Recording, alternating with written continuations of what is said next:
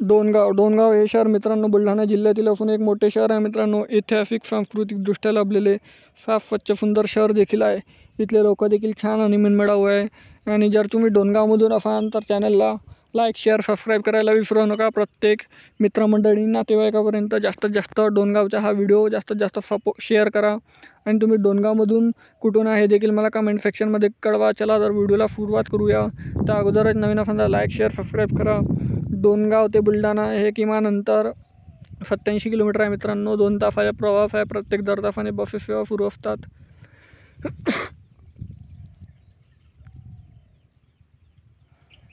ह्या डोणगावच्या मित्रांनो police station Dongaon जिल्हा बुलढाणा.